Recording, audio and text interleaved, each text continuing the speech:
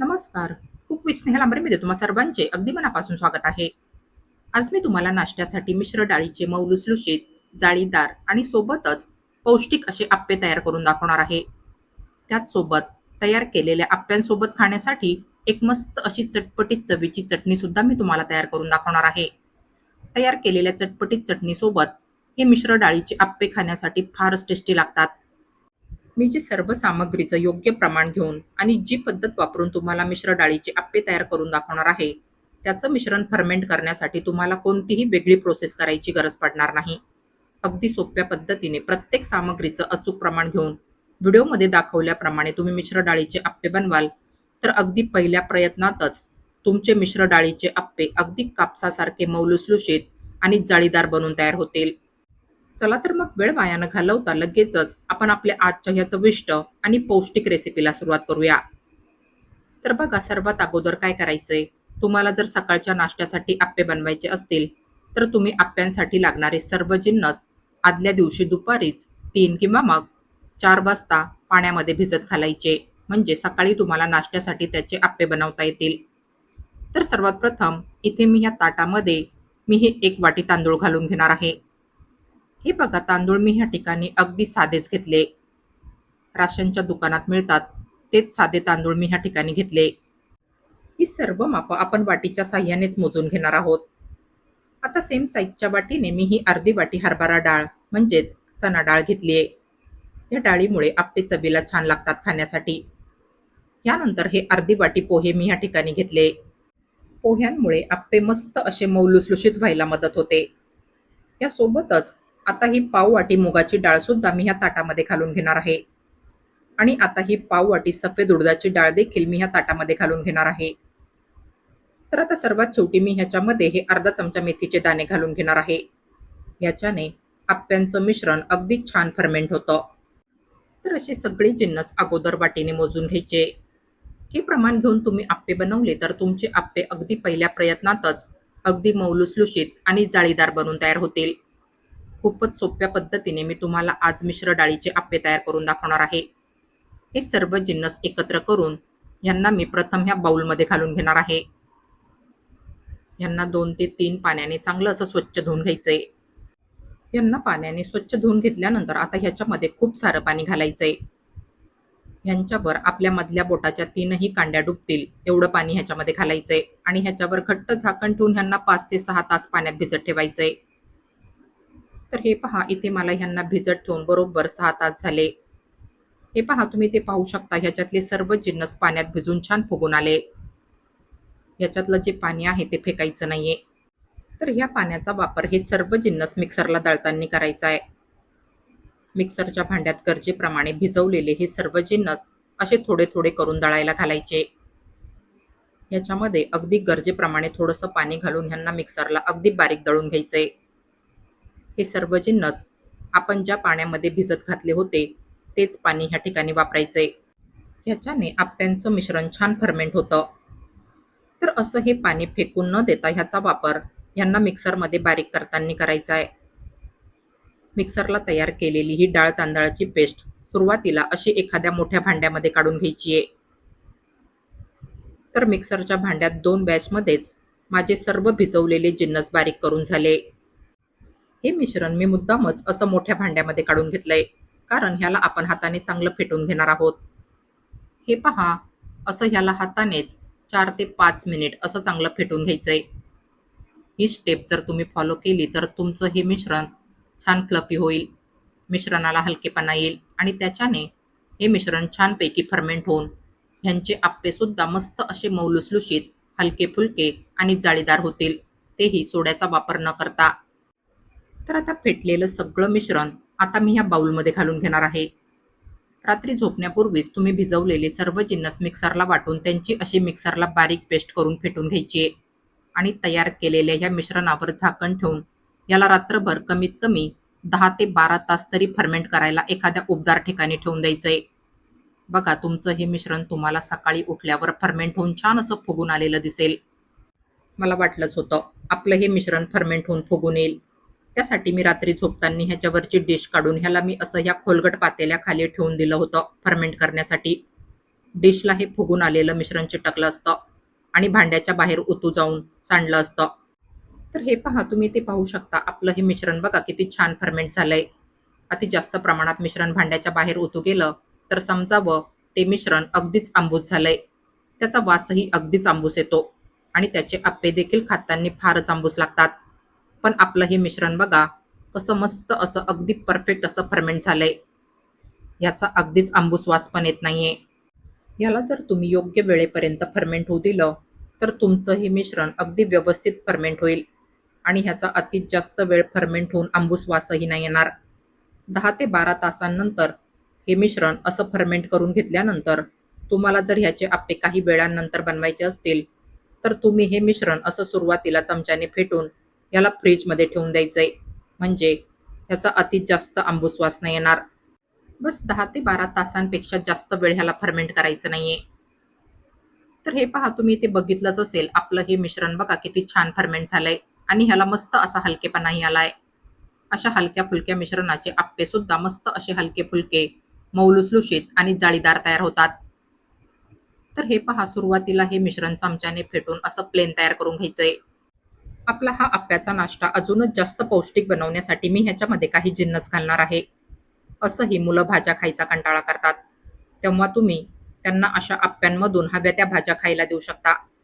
त्या निमित्ताने तरी तुमच्या मुलांच्या पोटात भाज्या जातील. या तयार केलेल्या सगळ्या मिश्रणाचे मी लगेचच सगळे आप्पे तयार करून घेणार आहे. तुम्ही तुमच्या गरजेनुसार हे मिश्रण बाजूला काढून घ्यायचंय आणि बाकीचं मिश्रण फ्रिजमध्ये ठेवून द्यायचंय. त्याचे तुम्ही डोसे किंवा मग उत्तप्पे सुद्धा तयार करू शकता. फ्रिजमध्ये हे तयार केलेलं मिश्रण 2 ते 3 दिवस अगदी आरामशीर टिकतं. तर आता सुरुवातीला मी ह्याच्यामध्ये हा एक मीडियम साईजचा बारीक चिरलेला कांदा घालून घेणार आहे. यानंतर अर्धी वाटी बारीक चिरलेलं गाजर, एक मीडियम साईजचा बारीक चिरलेला टोमॅटो, अर्धी वाटी बारीक चिरलेली शिमला मिर्च, अर्धी वाटी बारीक चिरलेली कोथिंबीर, यानंतर 4 हिरव्या मिरच्या आणि अर्धा इंच आल्याचा खलबत्त्यात तयार केलेला ठेचा मी ह्याच्यामध्ये घालून घेणार आहे. यानंतर चवीनुसार 1 चमचा मीठ आपण ह्याच्यामध्ये घालून घेऊया. याच्यामध्ये तुम्ही ह्या व्यतिरिक्त तुमच्या आवडीच्या इतरही काही भाज्या घालू शकता आणि भाज्यांचं प्रमाणही तुम्ही तुमच्या आवडीनुसार घेऊ शकता. बस हे सर्व जिन्नस असे अगोदर चमच्याने मिक्स करून घ्यायचे. आपलं हे आप्प्यांचं मिश्रण ह्या ठिकाणी अगदी परफेक्ट बनून तयार झालंय. आता ह्याच्यामध्ये मला पाणी घालायची काहीच आवश्यकता वाटत नाहीये. तर आता तयार केलेल्या मिश्रणाचे आप्पे तयार करण्यासाठी इथे गॅसवर मी हा आप्पे पॅन गरम करायला ठेवलाय. याच्या प्रत्येक साच्यामध्ये मी असं ब्रशच्या साहाय्याने थोडं-थोडं तेल लावून घेणार आहे. यानंतर आता तयार केलेलं मिश्रण मी असं ह्या आप्पे पात्राच्या प्रत्येक साच्यामध्ये असं चमच्याच्या साहाय्याने भरून घेणार आहे. गरजेनुसार असं तयार केलेलं मिश्रण आप्पे पात्राच्या प्रत्येक साच्यामध्ये भरून घ्यायचंय. आप्पे पात्राच्या सगळ्या साच्यांमध्ये तयार केलेलं मिश्रण भरून घेतल्यानंतर ह्याच्यावर घट्ट झाकण ठेवायचंय आणि मीडियम फ्लेमवर ह्यांची पहिली बाजू मस्त अशी हलक्या तांबूस रंगावर या आप्पे पॅनमध्ये भाजून घ्यायची आहे. तुम्ही जर हे आप्पे सुरुवातीलाच अगदी मंद आचेवर भाजले तर ह्यांना जाळी नाही पडणार. तर हे पहा, या आप्प्यांची पहिली बाजू मीडियम फ्लेमवर आपण 4 ते 5 मिनिट भाजून घेतली आहे. या सगळ्या आप्प्यांना पलटी करून घेतल्यानंतर ह्यांची दुसरी बाजू आपण झाकण न ठेवताच मीडियम फ्लेमवर भाजून घेणार आहोत. तर हे पहा, आपले हे आप्पे दोन्ही बाजूने मस्त असे हलके तांबूस, खमंग आणि खुसखुशीत भाजून झाले. गरम गरम हे आप्पे वरतून खुसखुशीत आणि आतून मस्त असे कापसाप्रमाणे मऊ लुसलुशीत आणि सॉफ्ट लागतात खाण्यासाठी. हे आप्पे थंड झाल्यानंतरही दिवसभर फारच सॉफ्ट राहतात. फारच सॉफ्ट आणि टेस्टी लागतात हे आप्पे खाण्यासाठी. तर आता आप्प्यांसोबत खाण्यासाठी आपण जी चटणी तयार करणार आहोत, त्यासाठी इथे गॅसवर मी हा पॅन गरम करायला ठेवलाय आणि ह्याच्यामध्ये थोडंसं तेल सुद्धा मी घालून घेतलंय. ह्याच्यामध्ये मी सुरुवातीला अर्धा चमचा जिरं घालून घेणार आहे.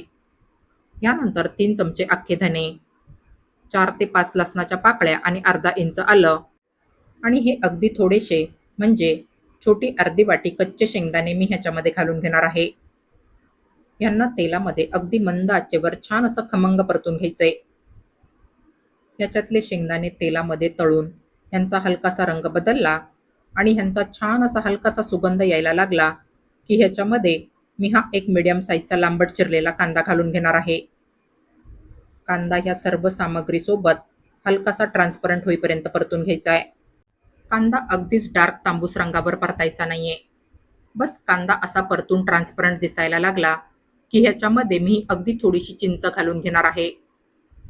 यानंतर 3 सुक्या लाल मिरच्यांचे तुकडे आणि 2 मीडियम साईजचे टोमॅटो मी ह्याच्यामध्ये घालणार आहे. यानंतर ह्याच्यामध्ये अर्धा चमचा मीठ घालायचे.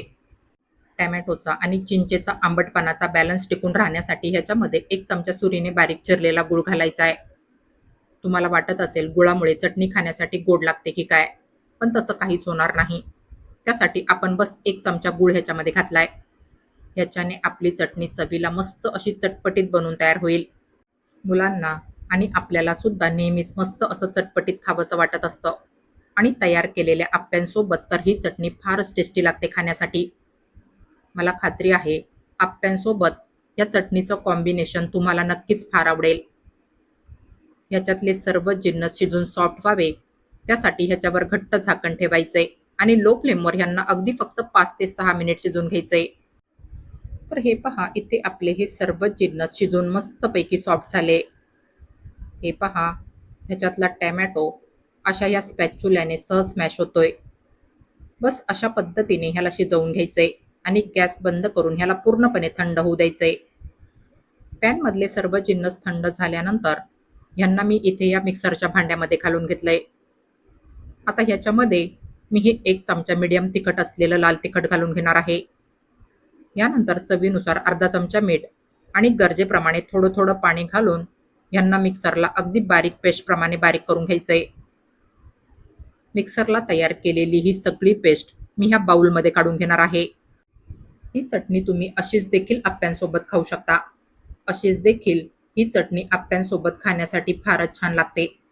पण हिच्यावर जर एक खमंग तडका तयार करून घातला तर हिची चव कित्येक पटीने वाढेल. तर तडका तयार करण्यासाठी इथे गॅसवर मी ह्या पॅनमध्ये थोडंसं तेल घालून ह्याला गरम करून घेतलंय. आता ह्याच्यामध्ये मी सुरुवातीला अर्धा चमचा मोहरी घालून घेणार आहे. यानंतर 1.5 चमचा सफेद उडदाची डाळ, 6 ते 7 पाकळ्या बारीक चिरलेला लसूण, 3 सुक्या लाल मिरच्यांचे तुकडे, 10 ते 12 कढीपत्त्याची ताजी पानं आणि पाव चमचा हिंग ह्याच्यामध्ये घालायचा आहे आणि अगदी मंद आचेवर यांचा छान असा खमंग तडका तयार करून घ्यायचा आहे. हे पहा, ह्याच्यातला लसूण आणि सफेद उडदाची डाळ इथे परतून हलकीशी तांबूस दिसायला लागली आहे आणि ह्या तडक्याचा सुगंध सुद्धा ह्या ठिकाणी फारच मस्त असा खमंग सुटलाय. बस तर आता गॅस बंद करून तयार केलेला खमंग तडका आपण ह्या बाउलमध्ये काढून घेतलेल्या चटणीवर घालून घेऊया. या तडक्यामुळे आपली ही चटणी चवीला अजूनच जास्त टेस्टी लागेल. बस हा तडका असा एकदा ह्या चटणीमध्ये मिक्स करून घ्यायचा आहे. तर हे पहा, इथे आपली ही चटपटीत चवीची चटणी ह्या ठिकाणी फारच टेस्टी आणि चटपटीत बनून तयार झाली आहे. आपण तयार केलेल्या आप्प्यांसोबत ही चटणी खाण्यासाठी फारच छान लागते. तर इथे आपले हे गरम गरम कापसाप्रमाणे मऊ लुसलुशीत, सॉफ्ट आणि जाळीदार आप्पे आणि सोबतच ही आपण तयार केलेली लाजवाब चवीची चटपटीत चटणी खाण्यासाठी एकदम परफेक्ट बनून तयार झाले. नक्कीच तुम्हाला या मिश्र डाळीच्या आप्प्यांसोबत ही तयार केलेली चटपटीत चटणी खायला फारच आवडेल. तुम्हाला या दोन्हींचं कॉम्बिनेशन खायला फारच आवडेल. आप्प्यांसोबत खाण्यासाठी नेहमी नेहमी त्याच त्याच प्रकारची चटणी बनवण्यापेक्षा तुम्ही ह्या वेळेस ही चटपटीत चवीची आप्प्यांसोबत खाण्यासाठी ही चटणी ट्राय करून बघा. बघा, तुमच्या तोंडाला ह्याच्याने खाऊन नक्कीच छान चव येईल.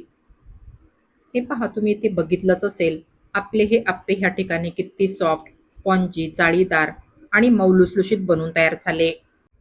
तर आता सकाळचा नाश्ता असो वा सुट्टीला नेहमीपेक्षा वेगळं असं काही बनवून खायचा विचार असेल, तेव्हा तुम्ही माझी ही मऊ लुसलुशीत, जाळीदार आणि सॉफ्ट अशा आप्प्यांची आणि आप्प्यांसोबत खाण्यासाठी चटपटीत अशा चटणीची रेसिपी एकदा नक्की ट्राय करून बघा. मला खात्री आहे तुम्हाला, तुमच्या मुलांना आणि तुमच्या घरातील इतर सर्व सदस्यांना ह्या दोन्हींचं कॉम्बिनेशन नक्कीच खायला फार आवडेल आणि नेहमीच तुम्हाला हे बनवून खायचं मनही करेल.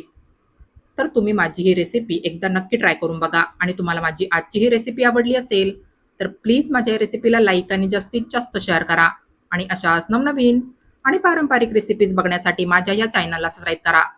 चला तर मग भेटूया पुढील रेसिपींमध्ये. तोपर्यंत हेल्दी खा आणि हेल्दी रहा. Take care.